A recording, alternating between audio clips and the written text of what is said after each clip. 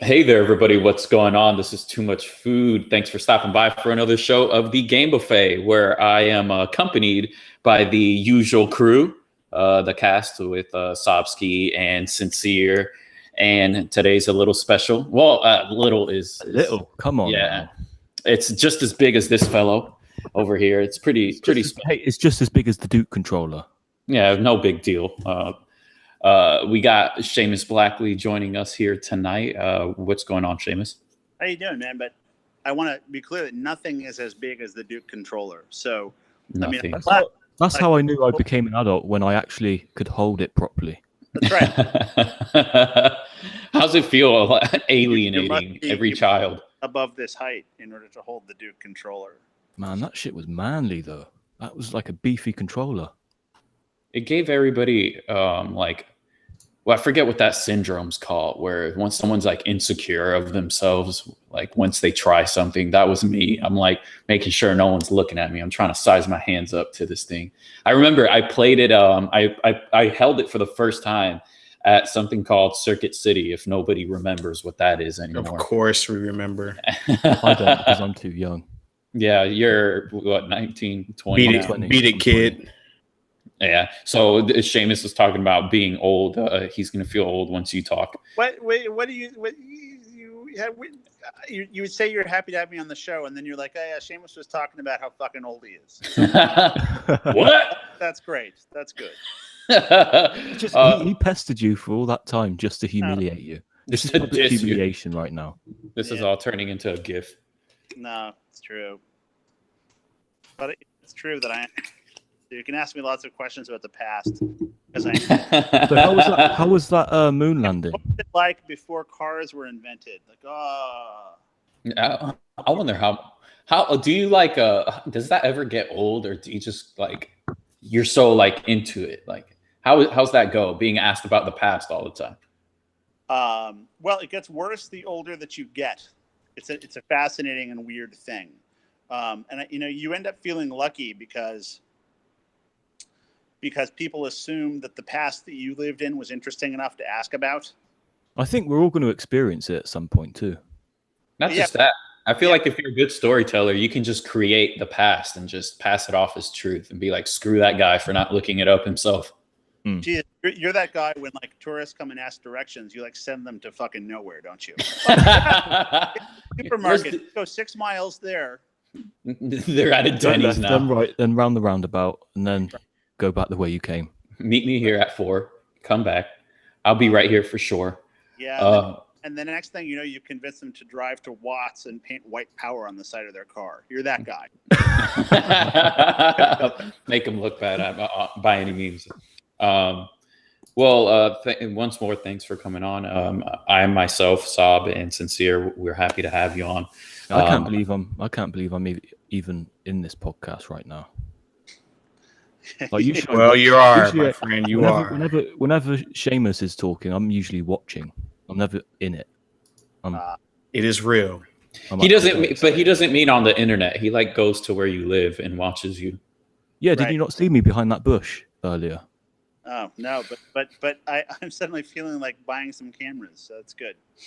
That's good. It's security. Right. So we're gonna go ahead and start off for the evening. So we decided amongst ourselves, because we're gentlemen here, we're going to go ahead and give the baton here to Sincere, who has a pretty good question. I think it's way more interesting than I've come up with. So I'm all about this. Yes, it's pretty. Yours is pretty good. There's very little that I don't know about Seamus, and this is one of them that I don't know. So I want to hear about this. Well, thanks for joining us, Seamus. I actually listened to your interview on IGN, and you had said something. Well, you didn't say it, but you were asked about it, and I thought it was interesting because I used to do music, and in the music industry, most of the times between the artist and the label, there's a liaison. There's someone that's in between them that kind of communicates to the distributor for the creator. And in 2003, you represented game developers as like their liaison, like you spoke to the publishers for them, right? At the Creative Artists Agency. I would like to know what prompted that. What made you feel the need to feel like developers needed that representation for publishers? Now I kind of got an idea of it, but I want to know what prompted it. What inside of you, what did you see that prompted it? So first thing, why did you stop playing music, man? That's not right. I didn't stop. Hey, you should hear his stuff too. It's actually pretty good. I didn't stop. Yeah, he has a song that he plays on his videos. After I watch his video, like his commentary, I play it again and I tune his voice out just to hear the music. Is that good? Really? So you should. All right. So somebody hook me up with that, please. And it's important. Like the worst thing you can do is to cut off your creative outlet. It's a terrible thing. Anyway, all right. So that caught my mind. So your question. Well, so when I started at Microsoft, I was in many ways a complete fucking moron. And it was because I thought that the solution to everything was technology, and the reason that games weren't better and more innovative was because people, didn't have the right technology or didn't have the right tools. And this was, I was not a complete idiot. I had made a bunch of games and they'd done well. But the problem had always been technology, because I was in a group of people where we were lucky enough to have a lot of enthusiastic, smart guys to work on games. And also we had enough budget. And when I got to Microsoft, I had to figure out how to justify Xbox as a business. And I had wrote a business plan for it with my friend Kevin. Mm-hmm. And I learned after years about the real situation behind the curtain of games and what really gave people the opportunity to innovate. And it was financial safety. It was setting up a situation in which people were safe to take risks, and they could actually innovate. And what had happened in the time between when I was making games and when Xbox was released was that game budgets had increased almost by an order of magnitude, by a factor of 10. And so the situations in which people had the opportunity to fail and experiment started to really vanish, because the guys funding these games started to get really tense. Mm-hmm. Worse, a lot of people funding the games were not gamers. The guys running it still true to this day. Like you talk to like Bobby Kotick at Activision, he doesn't play a lot of games. And maybe they'll deny that or whatever, but most of the guys who run these big companies, I mean, essentially they don't have time. They didn't come from a background of playing games. They're really good with money, right? Really good with distribution. So now how terrifying is this now, right? Let's say you run a big publisher and you're not really a gamer. Okay. 3:00 in the morning, you're awake, worried about like whether or not your business is going to work and be fired. And you have not a single fucking clue how to tell a good game from a bad game, because you're not a gamer, right? Because you're not making a product for you. All right. So we have this situation, and when Xbox was up and stable, I had really, I'd sort of been through a lot. Right before that, I had my own huge failure where I tried to really experiment with something. I didn't have an ear cover at all, and I ended up getting rolled like a bum because I was like, 27-year-old kid. Big physics game idea with Jurassic Park and Steven Spielberg, and I didn't have any business people protecting me, and so I had this terrible traumatic experience, and like I had this game that was released before it was done, and I got death threats, and it was awful. Uh-huh. It resulted in the Xbox, which is good, but I arrived at this moment in 2003 where I realized that I was somebody who had the background and the experience and the skills and the connections and the reputation to make difference. Okay. And when you're in that position, you see that you can make a difference, you have to go and make a fucking difference. And really, this is an important thing because it's not convenient. It's not maybe the best thing for your career. And so I went and I did it. I started to try to create a company that would employ something called structured finance for video games. And structured finance is a technique of raising money for creative projects that was pioneered in the 1970s in the film industry when film budgets started to get out of control, and resulted in Easy Rider and Butch Cassidy and the Sundance Kid and the entire genre of artistic films that were beautiful and won Oscars, but that would never be funded if the only consideration was box office ever. Right. Okay, because they push genres. How did they happen? They happened because people were able to set up a financial structure where if a project didn't work because it was too risky, people didn't lose all their money. Right. Basically that simple. And this turns out to also be the structure that was behind, let's say, E.T. E.T. is structured financing.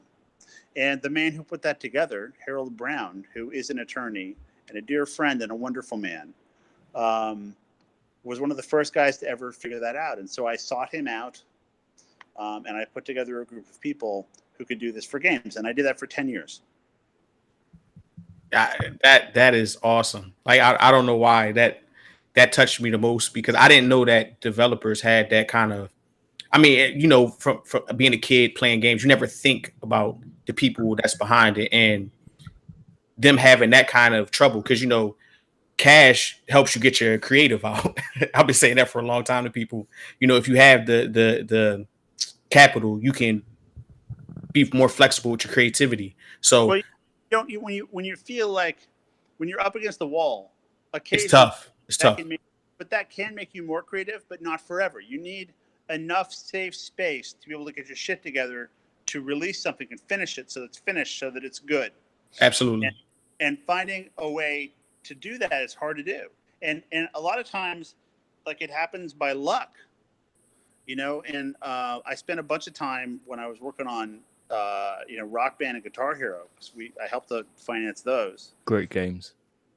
I spent a lot of time in the music business doing licensing and shit, and I saw a lot of ways, you know, from punk on through hip hop, you know, the monster that it is now.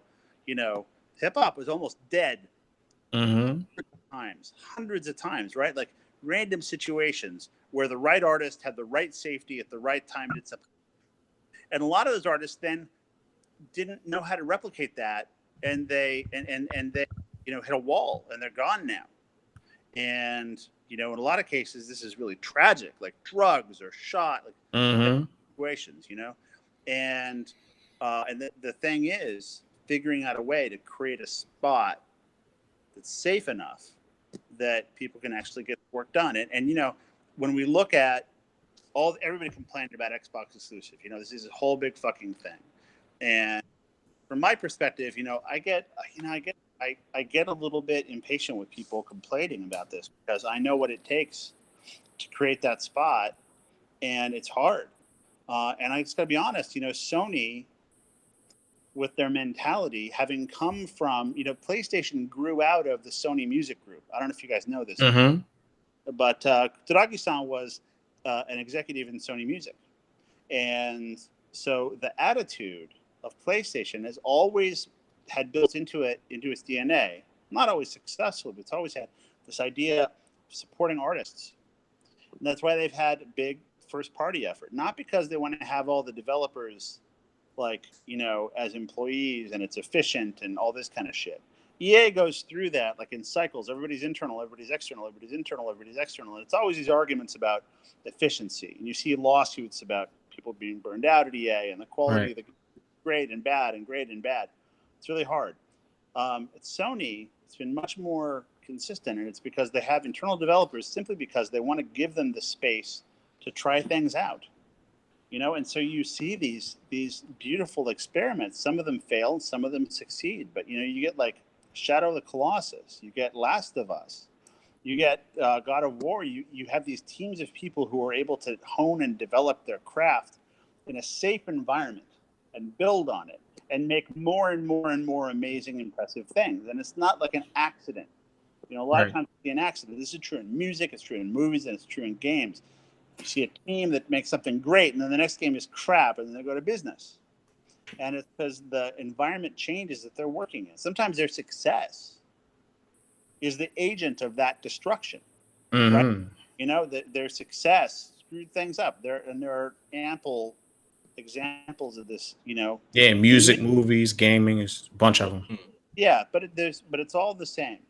And you know it is. A musician, you know that feeling where like it's working.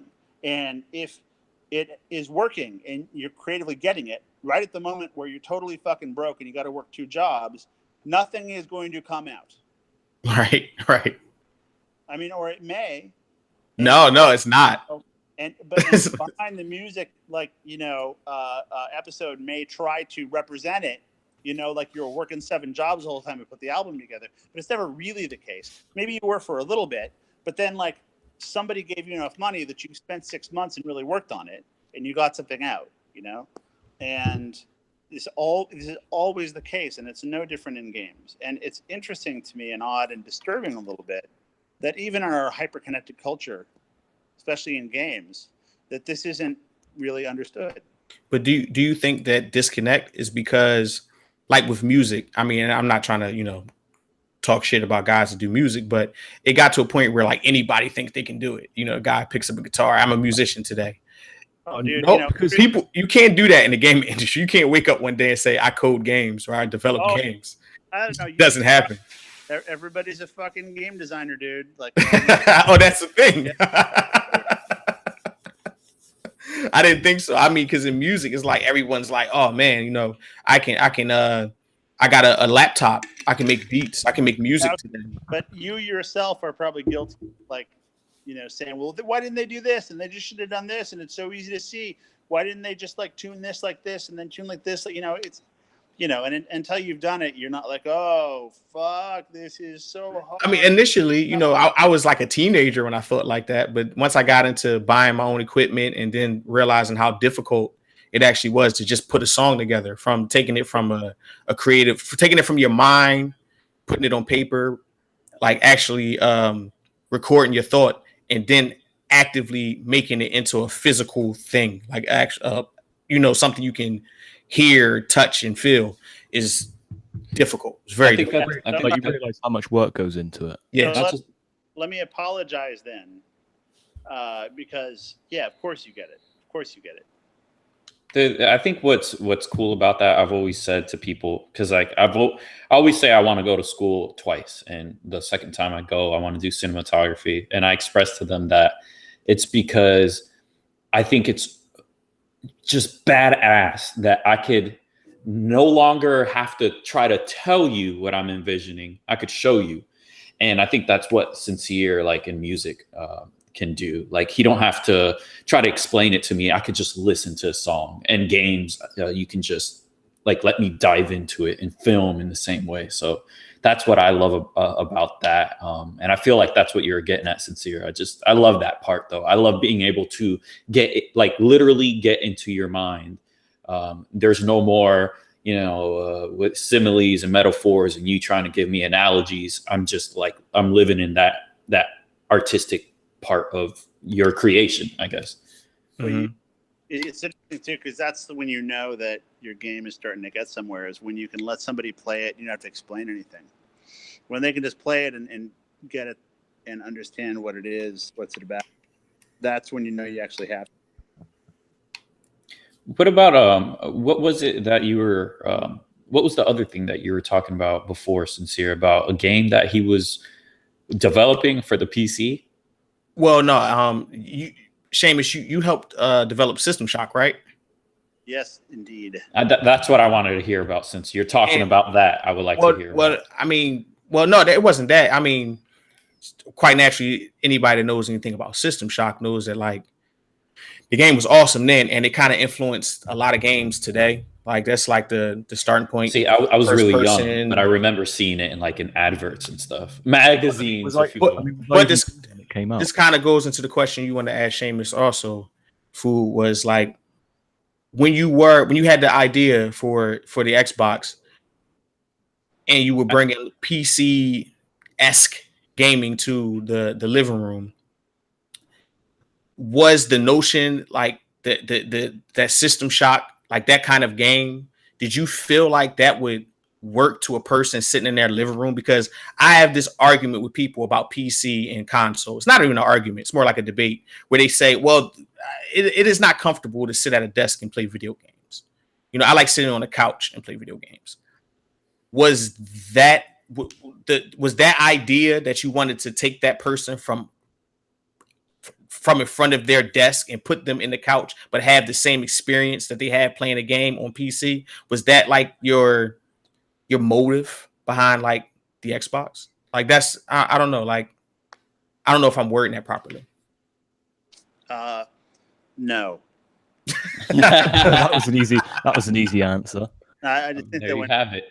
When you were asking such a long question, I figured I needed a really short answer. Now the idea behind Xbox was bred of the lessons of making System Shock and Ultima Underworld and Flood Unlimited and even Trespass, which is that thing to make a great game is to empower the developer. Okay, and at that point, like I said, I thought that was really about tools, and everyone developing any game, including on PlayStation or console anywhere, develops the game on a PC, and then you compile it or build it for the console and play it on the console. But the tools you use, all the art tools, music tools, programming tools, were all on the PC because that was the best environment for getting work done, right? Right. And so the idea is actually very simple with Xbox, which is, look, why not just make the tool for making the games and the machine the same so that it is the easiest possible situation. So there's nothing in the way. And that was it. That was literally it. It was about empowering developers. It's not your job when you make a device like that to decide what content is going to work. In fact, if you remember, back in the day, there were a huge number of people, people thought shooters could never work on a console. Right? You can only play a shooter at a desk with a mouse. That's what people thought. Now, probably the majority of people would tell you that you could only play a shooter best with a game controller. I personally could never imagine using a keyboard and a mouse to play a shooter. Yeah. Then again, I've never tried it, but I just don't understand it. Hearing that from you in the context of the year 2000 is just fucking hilarious to me. Because there were people who would like literally punch you in the head if you said that. I mean, I was 3 years old in 2000, so punch a 3-year-old in the head. Punch a 3-year-old in the head. Lucky that you didn't say that back then, because it would have been bad for you. That's the way that things change. So the deal is that it's the job of the developers to figure out what kind of content is going to work for different people, and the kind of stuff that you want to play in a PC. And I'm thinking specifically about PC games. Like let's say like Dota 2 or WoW or something. Is a really PC experience. It's a sitting up, sitting forward, being close to the monitor, like very complicated experience. Right. And super amazing and addictive and immersive in a way that is incredible. But at the same time, the sitting back experience on the couch, holding a controller, like, I have, uncountably many hours. I'm frightened, to look at like games like Skyrim or, it's like intimidating. Look at the hours logged. I don't want to know. Because that's also like a ridiculously immersive experience, but in a different way. And so I would say that, people will always be confused who try to look at that distinction between PC games and console games in a technical way will always be confused because that's not the answer. Okay. The answer is that it's a medium, it's like music, there's different genres of music you listen to in different ways at different times for different purposes. And the sound setup that you would put together for Van Halen is very different from the sound setup that you're going to put together in your living room, for a romantic evening. And it's because of the difference in the content and the mood and what you want. It's not because of a technical difference. Right. Okay. That's fair. So basically it's just that it wasn't just about creating an environment and just letting it kind of branch out on its own. You wanted to give it a controlled environment so that they could thrive. So you did it from the opposite of that. It was that I didn't want to have any touch whatsoever on what kind of stuff. Okay. You want to give them the best possible set of tools and then see where it goes. Oh, okay. Cavemen, sticks and hammers, or sticks and rocks. You just like let them do their thing. Well, no, but I would argue that Sony at that time, like that, one of the things that was that there was a culture in game development where if you were only real programmers could figure out how to get the PlayStation to do stuff because it was super arcane. and very hard to figure out. And I worked on some console games, at Looking Glass for like Genesis and such, and it was super arcane.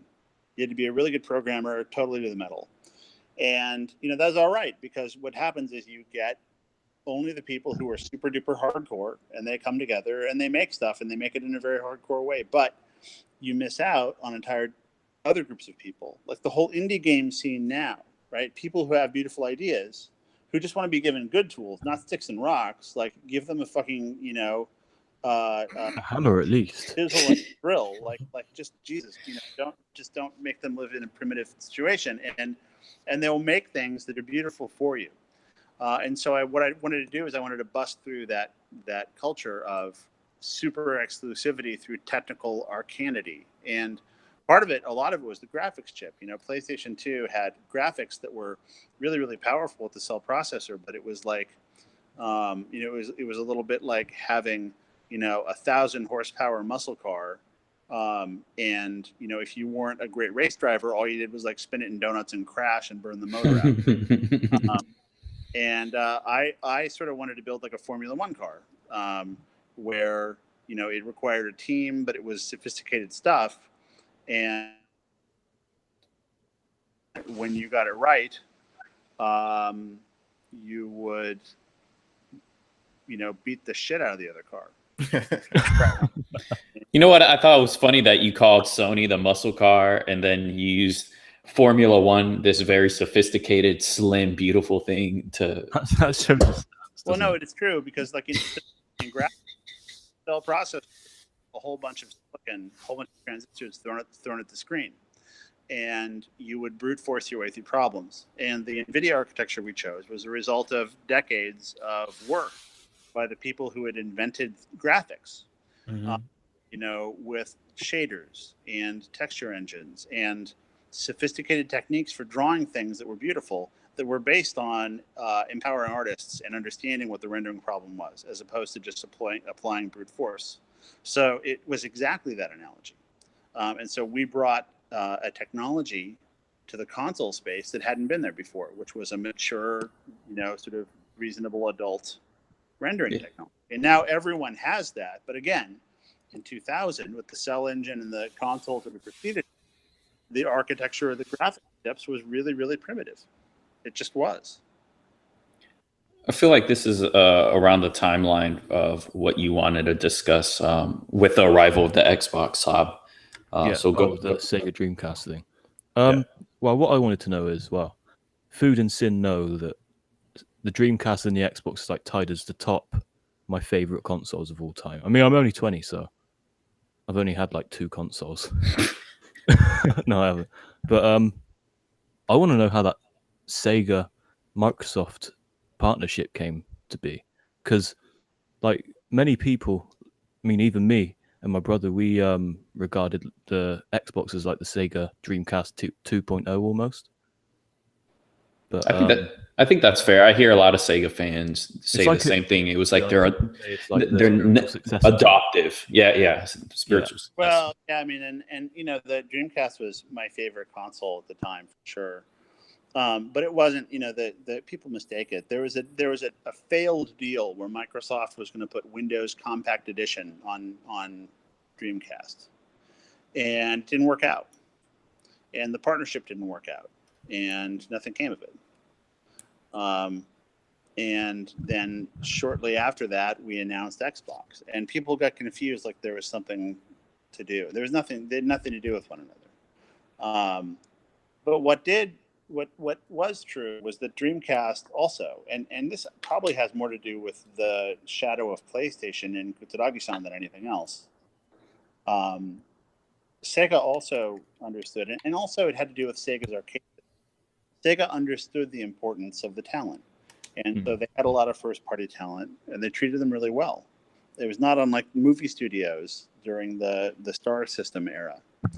So they had developers, the Crazy Taxi or the Nights into Dreams team, and they treat these guys really well. The Jet Set Radio team, one of my favorite games.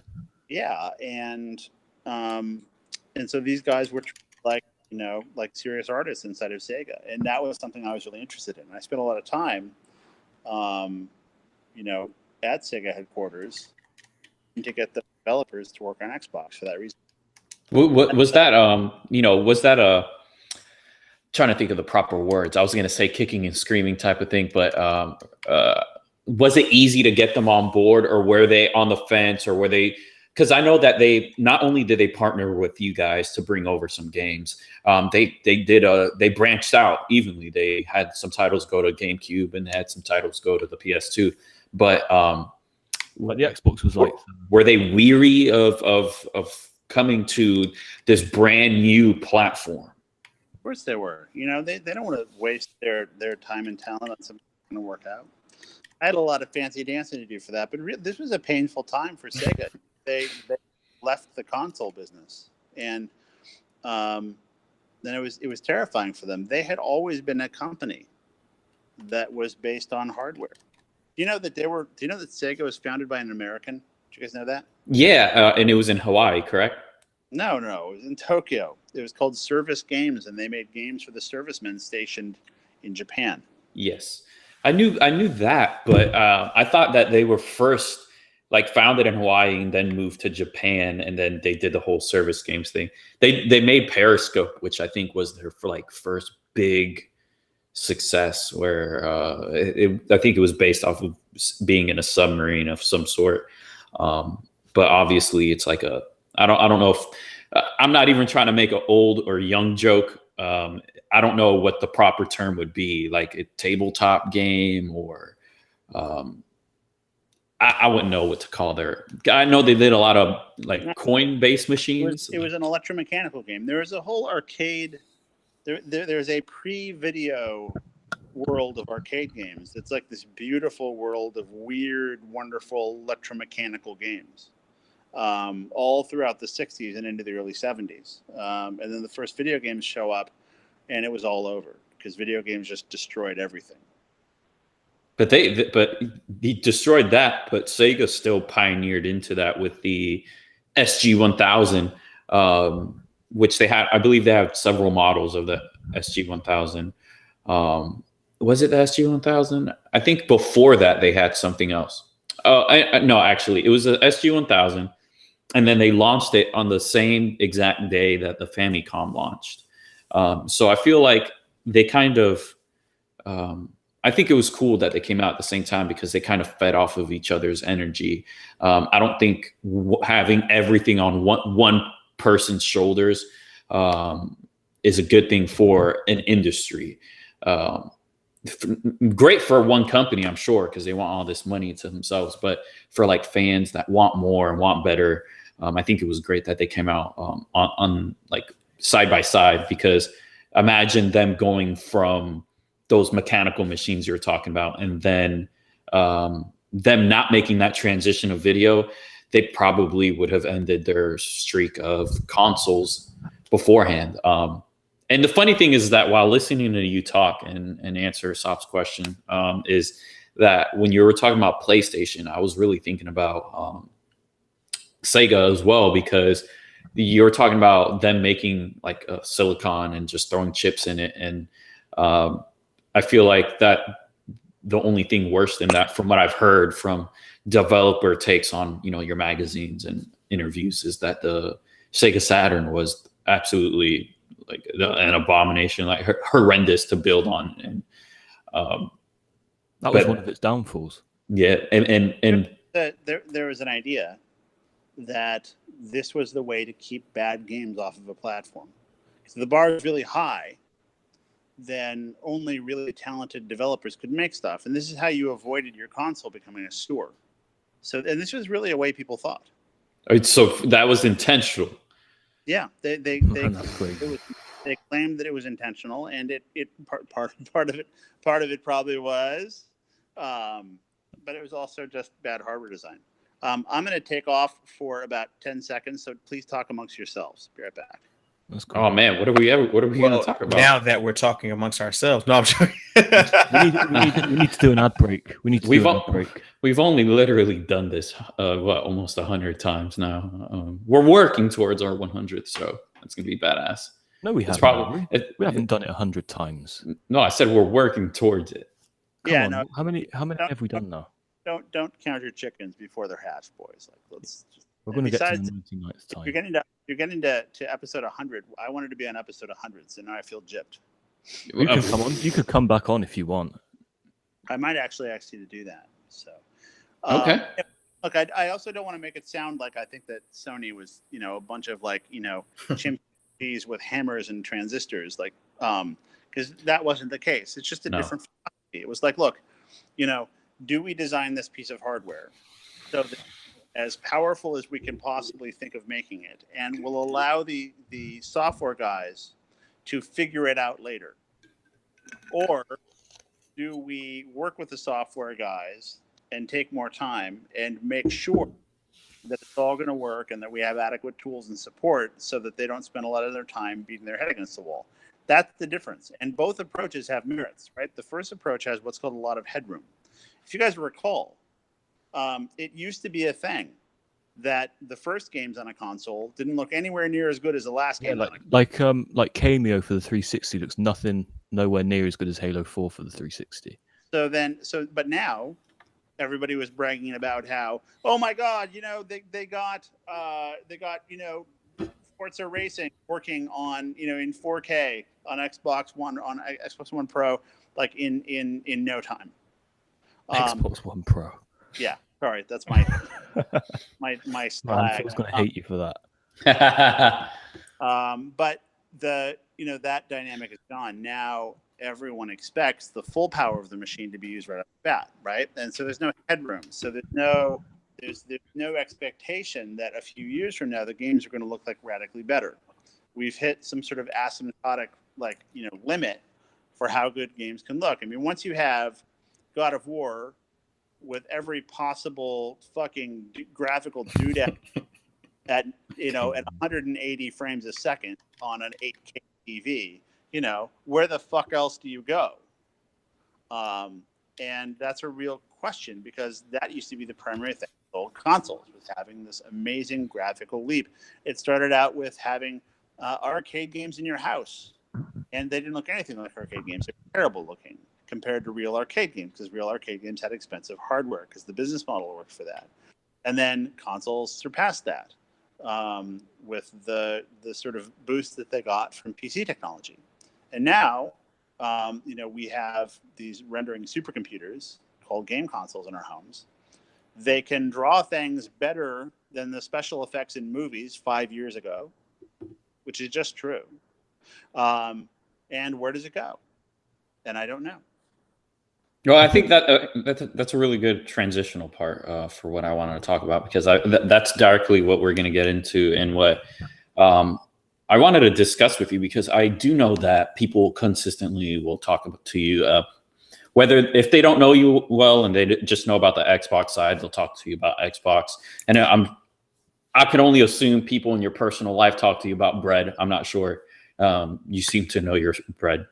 But myself, I've always wanted to talk more to you about where we're at now. And talk about physics. No? Okay. I've tried to talk to you about physics, because I'm like, I know you're so into it, but you're so busy. Food had to say bread. He's too much food. He had to say bread. It's true. No, the only reason I keep thinking about your passion for bread is because at school, in our graphic design class, somebody made this giant poster, and they photoshopped Bruce Willis and Nicolas Cage, and they're out on a bike, a motorcycle, and Nicolas Cage is wrapped around Bruce Willis, and it says there's this big Italian bread thingy wrapping around, and it says "Live free or ride hard." It's like a bread pun. I'm not sure why some kid made that. Was the person who made that on acid? I don't know, but there's a lot of weird stuff. There's Mad Hatter stuff that somebody made and he posed for in front of the bathroom. You got to remember, it's college. You got a bunch of weirdos. The land, is it? Basically, some kid made me this right here, and we just ran with it. We made it into a pillow. Then you asked him to make you an owl one too. To make me look that way. Give me, what is it, Russell Brand or Edward Scissorhand hair. This is what this is all about. So, anyways, I'm sorry. So what I was going to get at was, so I feel like when you started with Xbox, that was, I know you've expressed what it is, but when I hear Bill, it's so weird that I'm talking to someone who's talked to Bill Gates. I just realized. But when I hear about like accounts, like tellings or interviews with Bill, it was about getting Windows into the living room. And now we see Xbox going from being this hardware console, getting Windows into the living room. During the time with Peter Moore and Don Matrick, I feel like what they were doing was making Xbox into like this big brand. I mean, there was a time where I could talk to my grandmother and be like, mention Xbox, and she knows who it is. She may not know, it may not have like that notoriety where you say Mario and they know it's from Nintendo. They wouldn't know where Master Chief's from, but the brand was being created so well and so precisely. It was very calculated to where it was becoming a household name. And now with how we're shifting, yes, we know that there's Xbox consoles coming, and Phil has confirmed that, and he's expressed why. He's already said that. But even still, with those other consoles coming, we know we're going to be going into this transitional period where they want to go to games as a service. And we were just discussing how, like, where we're going, like, where are we getting this leap? We're expecting these big old leaps, and we were getting them. And we seen now in hindsight, we can see what generational leaps those were. Like, how do you think, like, what do you think about Xbox going into the future as gaming as a service? And do you think possibly, with any ideas that you have in your head, could that be the leap that we were discussing? I think that was like a 7-minute question. I don't know the short way. My vows, whoever marries me, my vows is going to be insane. He talks a lot. Yeah. I got water right here. The question was, I'll just repeat the question for the audience at home. I think the question was, are games as a service going to suck? I would love that. That's better than my question. Right? Yeah. Well, so let me ask you guys, like, why do you think games as a service is a thing that comes up at all? Why do you think people are trying to do that? I mean, I would think because the current landscape of entertainment, like you look at music, we went from having, like you said, remember you were talking about cassettes in the cars, then you had CDs. Now it's first it was downloads, now it's streams, and then you look at Netflix and. I mean, it's like a steady streams, right, and it's only I feel like it's only natural that gaming kind of follows suit. But that's fine. Like, but again, that's again an argument by I don't want to get into logic, but like that's associating it with other trends. Mm-hmm. Why do those guys do it? Why does Netflix do it that way? Why does music stream now? What's the reason behind it? I think it's convenience. No. Money? Yes. Always money. Yes, I'm doing something with education. Go ahead. Well, what is it? Why do we stream? Is it because of that basically, I don't want to say guaranteed, but that guaranteed steady flow of like money coming in from the consumer? It's like instead of paying $60 for a game now, we're going to be paying what? In the future we could be paying $5 a month or something. But like the constantly hold the constantly hold the consumer to your product for a longer period of time to constantly siphon money out. I mean, I don't know for sure. Well, like that's a cynical way to say it. A lot of people say that, but that's actually really not it. And I'm not trying to defend the guys in the music industry, but basically. Streaming content is a way that's been successful to take media that consumers feel should be free and get them to pay for it. Because remember, everybody thinks music should be free. You know, they don't say it. Like you never walk up to Cardi B and say, "I think I should get your song for free," and then she'd fucking deck you. But you know, people do expect. God, I love her. Oh my God! But I hope she's listening. I mean, I don't know what else I could do here. People come to expect that music is free because everybody's getting it for free, right? Napster. Right. And now, increasingly, if you look on the forums, people think games should be free. People steal movies all the time. So how do you get people to pay in a world where everything on the internet should be free? You take the least amount of money possible and then do it monthly or something. And you offer them content that is special and you can only get by streaming. This is what Netflix has figured out, and they've been really successful at it. HBO, other people as well. The music industry, Apple, you take something that's considered to be free and then you offer it as a service that has value that's worth paying for. Okay, now, it's weird with games because unlike all those other industries, people still want to pay for games. I remember being in my office at CAA and we looked down on a mall in Century City, and there's a GameStop in this mall. And I remember being up there with unnamed, very senior executives from Activision. Actually, no, I'll tell a different story. I remember being in my office with some movie executives, and they looked down, and it was when the last Call of Duty made by Infinity came out. And there was a line extending outside around the block of the GameStop. And the guys looked down and they said, "What is that?" And we very proudly said, "That's a line of people who are going to pay $60 for a game." And the movie guys were like, "What the fuck? How do you do that?" Because we're offering them something that is a program.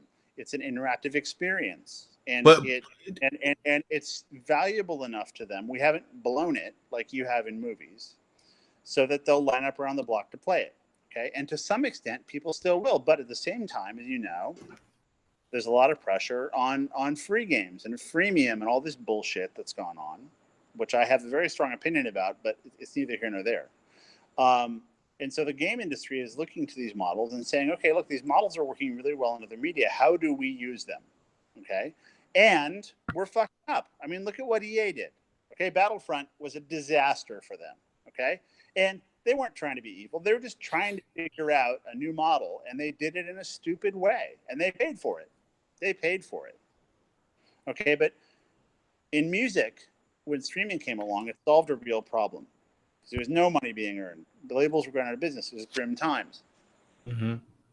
Now, it's not such grim times for games. It's not as good as it used to be in console, for sure. But it's not like grim times. It's not like there's not an audience who want to pay $60. And so you got to be really careful because you can't get them to pay $60 and then expect them also to pay you $5 a month. They'll kill you, as we saw. Consumers are in games are incredibly well educated. I believe that game consumers are much more educated than any other media consumers, and vocal. They'll tell you exactly about it.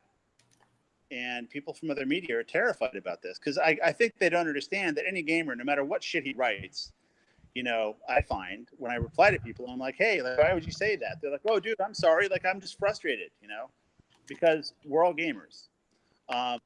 But gamers are really smart and they know bullshit.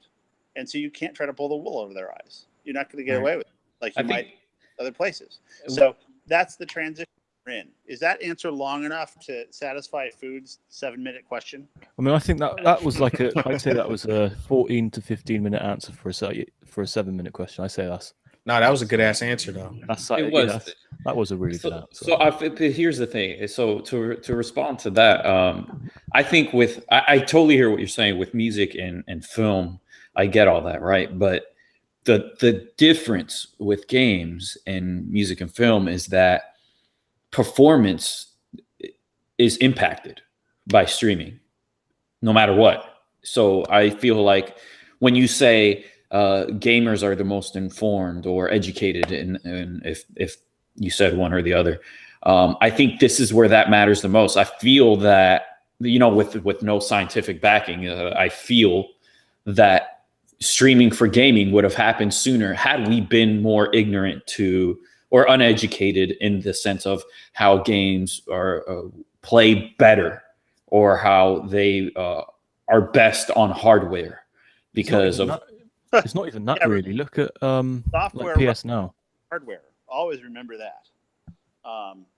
But look, there are experiences you can have streaming that you can't have anywhere else. This started out, Dreamcast had this online service, and PC started to play online games. Mike Abrash and John and those guys on Doom and Quake, and that experience of playing live with other people is really special. And streaming for us in games means a way to experience being in a game environment that causes it to be transcendent. No joke. And I, all the jokes about Fortnite to the contrary, not fucking withstanding, that experience of being in, a game like Rust or Fortnite or any, battle royale game is something that no other medium can even touch. And so I think food, it's even worse than what you say. It's not even just that, the gamers are too smart to have the wool pulled over their eyes by offering streaming as some upsell. Gamers have seen what truly streaming online content does to revolutionize what a game can be like. And so in many ways, it turns this on its head, because gamers are the ones who understand maybe that there is actually value in streaming. So then the question becomes for the game executives is like, okay, so we have to cover the development cost for this game. It might be $80 million these days. It's a lot of money. Okay, but we're going to have to abandon our traditional model where we get $60 per installation, which we understand and we feel comfortable with, and we're not going to lose our jobs and our houses and get fired. You've got to realize this about these guys, okay? They're making decisions about this, and if the game doesn't hit, they think they're going to lose their fucking house. Okay? Right. You can't denigrate these dudes. They're trying to make it work, all right? People give a lot of shit to people at publishers. Think about them as human beings, because they are. So how can you feel comfortable abandoning your $60 a pop model for a subscription model for a streaming-only game? It's an experiment, and that experiment could result in the destruction of your company and you losing your house. So what do? You try half and half. Okay, this is what happened with Battlefront. We tried half and half. Half and half doesn't work. Okay, it doesn't work. The game is too smart. Go all the way in. Okay, so now companies are going all the way in. Now, Gabe has been doing this for a long time. I remember actually seeing the Steam proposal in like 2000 or something at GDC. Gabe comes up with his laptop. Seamus, I want to show you this proposal. I want to show you this thing. I want to do an online only, game distribution model. and they could do it, right? Because they had an increasing stable of hit games, and they're very forward-thinking and very brave guys. And so they started offering it only on their service, and they abandoned the publisher model.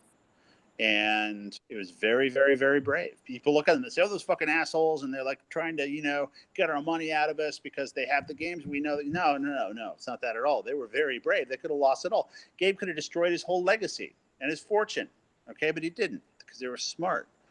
And we should respect Valve so much for doing that. I mean, no one knew if that was going to work. That was a moment no less momentous. Right, pulled off. No less momentous than when the first Toy Story came out, and everybody's animated a computer animated movie. Nobody will watch it. How they have pioneers and groundbreakers. Would you say that what Gabe did with Steam is more like game changing, like that? No, absolutely revolutionary, and it'll be remembered as such. Mm-hmm. And so they're moving toward a stream mode, because what happens is, as gamers, we really do think about content as a continuum, and it started off with patches and bugs, and then they became upgrades, and then they became stuff you could earn in game, and then they became drops of content. And now where does it sit in a continuum? Where does it sit? Games may be, in fact, the best and most fair medium to stream content in of all of them. They well could be, but the business model has to catch up, and that's a hard thing to do. Mm-hmm.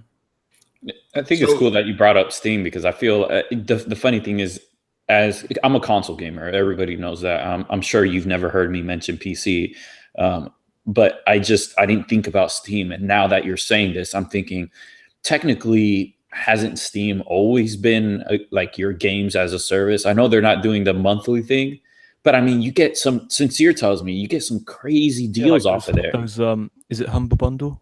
Yeah. I mean, Yeah. it's so many. Like PC gaming is like the wild west of gaming to me. I love I mean, it. it takes them nothing to kind of transform what they do to become games as a service and kind of stick it to. No, but it doesn't take them nothing. Like, this is what I'm trying to tell you, that Right. they're risking it all every time. It's not nothing. It could have not worked. He's saying they could have like been sleeping outside. Right. No, it's totally true. They could sleep in rough, as the English put it. Right. And, you know, that's a real thing. And, you know, yeah, I mean, the difference between console games and PC games from a marketing standpoint is in fact the difference between, like, you know, Target and, you know, a Bangladeshi flea market. Okay? But it doesn't mean that the guys in the Bangladeshi flea market aren't sophisticated marketers. There are, maybe more so because it's unregulated. Maybe they're better at it, right? Right. And that's the risk that Gabe is taking. They got to work a little harder than the shiny, polished conglomerate. Right. And like a lot of things, you know, the guy in the shiny polished stall might not be the richest guy. It might be the guy who looks like he hadn't had a shower in 10 years. Right. You know, and this is why I ask these questions. It's funny because, like, as I always ask something or I give my expression or how I view it, you kind of like guide me to like where my thoughts should be, because I admit I don't have a clue with some of these things, and this is why I ask you. I remember the last time I did a show with you, I had the total wrong idea with what was going on with the PS2 and the Xbox, and it's important for me because this is why I like listening to you, because the other, you know, corporate guys, they just won't say why gamers will really like this. I mean, they tell me, oh, this is gamers is going to be the best thing for gamers. Gamers will really like this, but why? And you've got to be careful though, like with PR and stuff. They can't just. I mean, this is endemic of all marketing people, music marketing people, movie marketing people. You know, that, you know, anytime somebody starts, I tend to get pissed off, and this happened to me at Microsoft and at CA and everywhere else at DreamWorks, when the marketing guys come in and start referring to like gamers in front of me. I'm like, hello? You know, like, gamers will like it. Like, A, fuck you, because I'm a gamer and you're full of shit right now. B, how do you have a job? How can you sell something to people when you don't understand it yourself, right? And so, you know, that's the problem. And it's not specific to games. It's every industry, car salesman, you name it, you know. You know, it's not good. You know, it's like the car salesman trying to sell you a Buick and he has a BMW M3.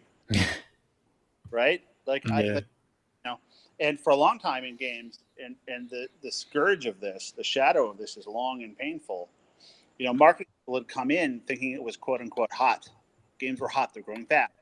So they come from music, where nobody could get a job, or from movies where it was changing and marketing was changing and they lost their job. And they'd come in to teach unwashed natives in games how to market. And they do all this shit that was never going to work, because gamers, of course, are really informed. Like, you can't pull the wool over their eyes, and people would try. And it was a disaster every single time. But it leaves a flavor in everybody's mouth about marketing. Like, we don't want to be marketed to as gamers. We don't want to be fucking marketed to. Like, show me your demo. Let me play it. Right. Everything else is bullshit.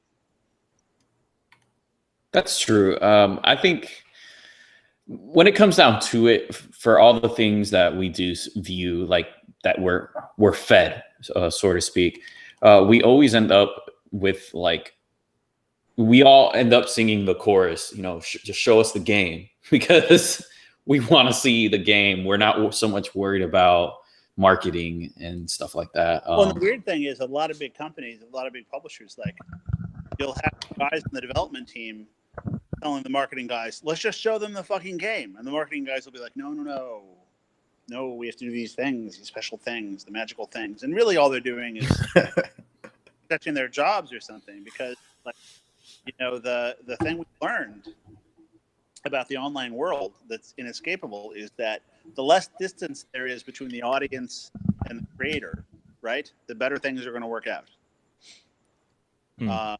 One of the things the thing people should pay attention to with hip hop, right? And people who don't understand hip hop don't understand it because they don't understand that it's the most intimate thing in the world. Like everyone feels like they're best friends with their favorite artist, and people have a dialogue, and the way communication works is all about that, and that's so modern, right? That's what it is, and that's the thing that we all need to strive for. And we don't get that specifically as gamers because we all touch one another all the time. And now, increasingly, developers are online and talking about their games and doing notebooks, doing, alphas, betas, you name it. That's the way you market to an informed audience. You don't tell them what their experience is going to be like. You show them as it develops what it's going to be. I think Bethesda are good at doing that. Yeah, they really are. They're very brave. They don't show games too early either. They don't other than this E3 where they showed Skyrim, not Skyrim, Elder Scrolls 6, and what's that other game? The one in Skyrim, I would not be here right now. I'd just be well, they kind of did. They kind of did show Skyrim for the Alexa, but other than that, oh, the iPhone one too, the Elder Scrolls Blades or something like that. My problem is that I'm so serious about Skyrim that I was actually sort of offended by that. What? Oh my god! You wanted on more platforms, so I was like, you can't make a joke about Skyrim. So I bet you went and tried it in secret. Do you have Alexa? Everybody has Alexa. That's how Google understands my bathroom schedule, right?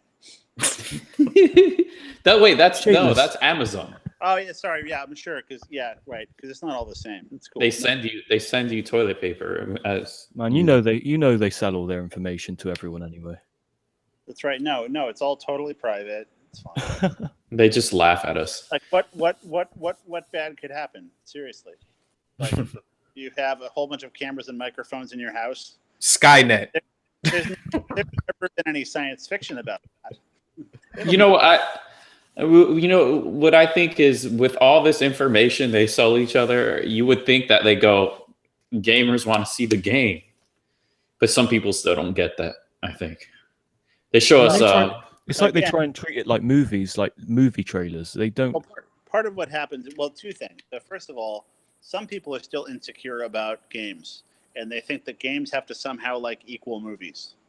And I think it's funny because, especially movie people are like, shit, we wish we were as big as games. Right? Yeah. It's almost like they don't understand their potential. You know what's funny is that I feel that movie people are the ones that don't understand games the most. Well, again, this is generational, right? Like nobody in the movie, under the age of 30, doesn't understand games, right? There's just a historical kind of pretension, right, about art form. Now, of course, 50 years ago, movies were considered to be akin to pornography, and they were aspiring to be an art form like theater. And you saw movies adopt all sorts of tropes of theater because theater was legitimate. And of course, earlier than that, theater was considered to be the same as prostitution. And so theater attempted to be the same as writing and poetry, right? So there are these cycles. Good English accent, by the way. Of pretension that happened, and we're still sort of at the end of that one. But it's a false narrative. Man. So it's basically the evolution, like gaming becoming actual art. They have to take it as it being art. Yeah, I used to have a big rant about how games were reviewed in the text section of the New York Times, not in the art section. And I was like, if half the movies I see are in the arts section, art doesn't mean what you think it means, and you ought to put games in there, kids. I mean, if RoboCop is there, something like that. Listen, motherfucker, RoboCop is art. Good Lord. Wasn't RoboCop? I'd buy that for $1. I'd buy that for $1. There you go. Wasn't RoboCop on the Genesis? I feel like it was on the Genesis. So anyway. anyway, that's what I think about streaming. RoboCop. That's his conclusion. Yeah. That's exactly just that one word. What's the car? The 2000 SUX. I have no idea. I was like 7. Yeah, that's not an excuse, pal. I was playing what was it? Sonic and Spider-Man and Carnage and Mortal Kombat and the 6000 SUX. Sorry. Thank you, Internet. theater. So I was having this excellent exchange on Twitter the other day with a guy. I found some footage of like Sonic 3D. And, oh yeah. And this guy commented that he always made him feel odd that Sonic, when it made him feel odd when Sonic could change directions in midair, and wouldn't it be more realistic if he was flying?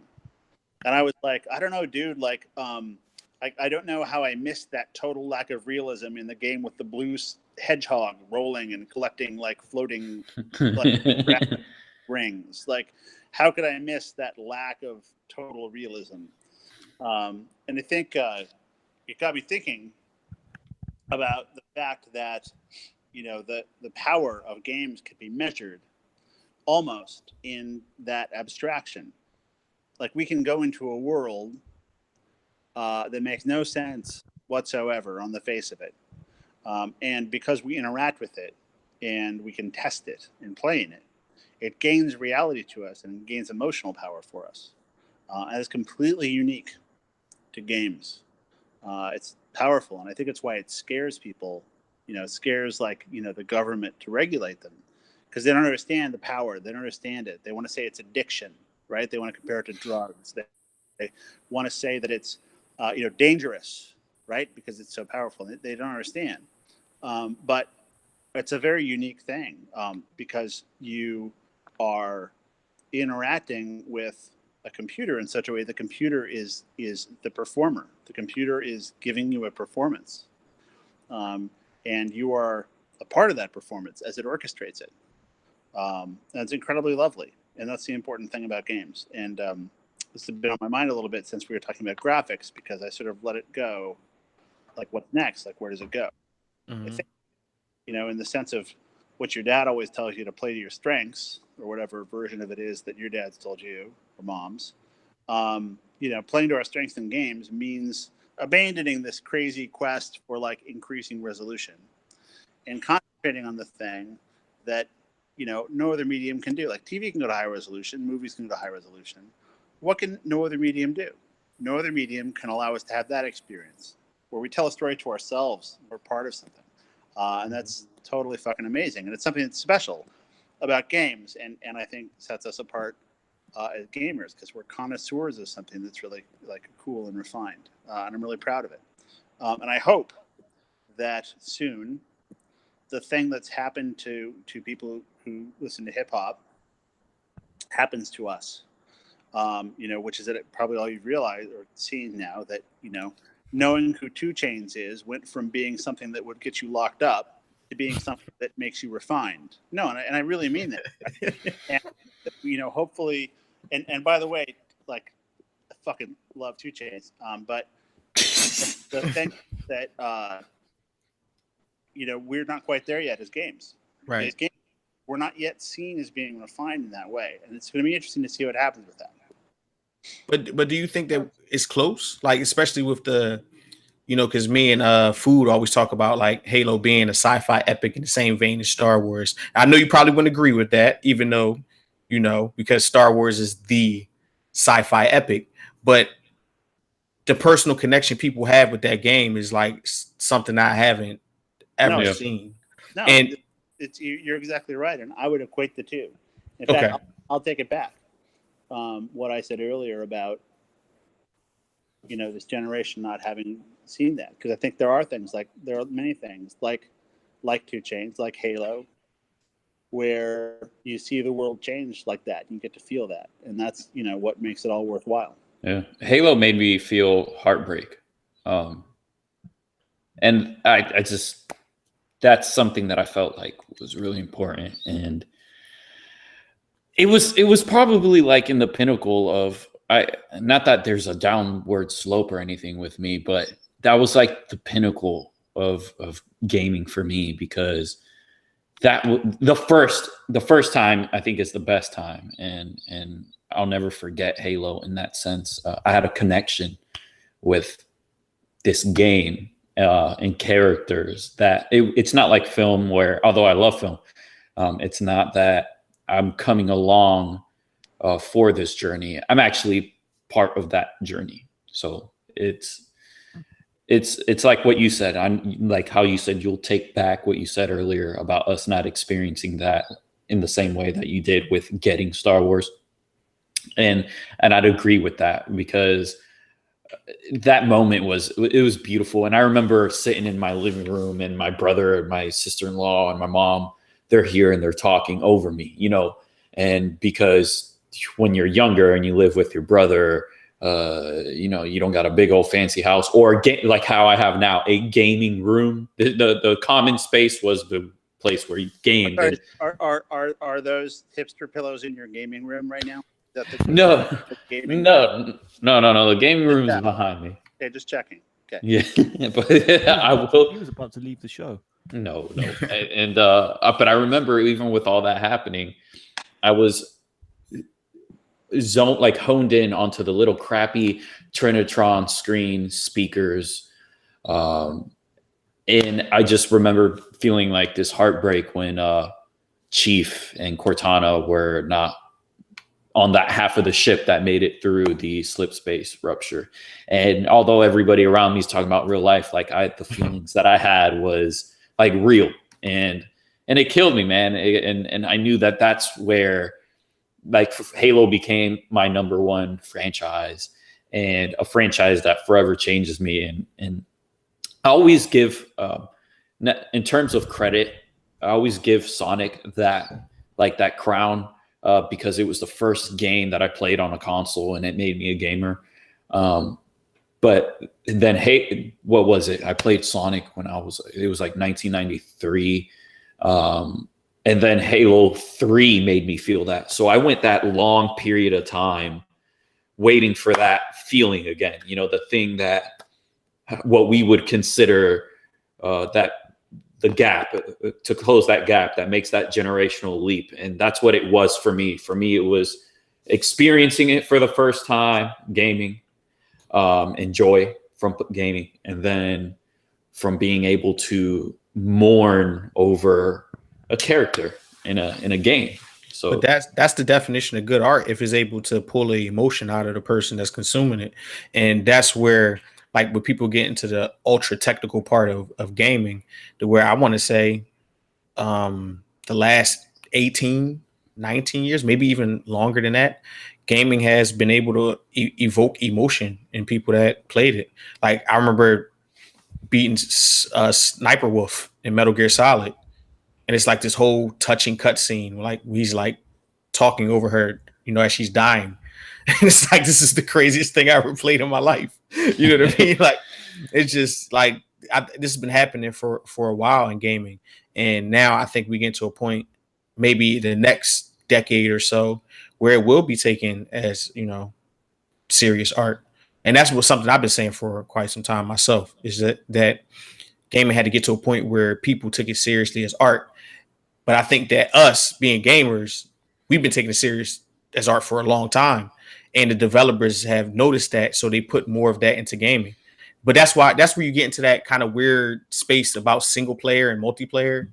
I don't even want to get into that discussion, but I think it's necessary to have those type of games that have that craftsmanship, you know, to invoke emotion. I mean, even if it's a multiplayer game, you feel what I'm saying? Like, I think gaming does something that no other medium does. And that's why, you know, where we at, and it's the most popular as far as financial medium in the world, I guess. Like, no two people's gaming experience, even with the same game, is exactly the same. Right. Like with movies, you're not looking at it from a different, well, you could kind of say you're looking at movies with a different perspective, but you're not actually, like, the frames, everything's exactly the same from start to finish. Well, I mean, I don't know. Certain movies, if you watch a 2001: A Space Odyssey, I'm pretty sure 4 people could watch that movie and walk away with 4 different opinions about that movie. Yeah, but that's why you still watched the exact same movie. Stop saying point of view, same movie. Yeah, I know what you mean. But yeah, anyways, I think that's a good way to end it.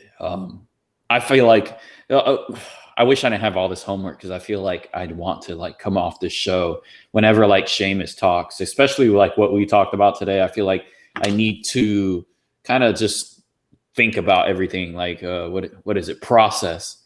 But because I got an ass ton of homework to do, I'm not going to be able to really do that for today. I'll do that tomorrow morning, in the morrow, or is it in the morrow? In the morning, whatever.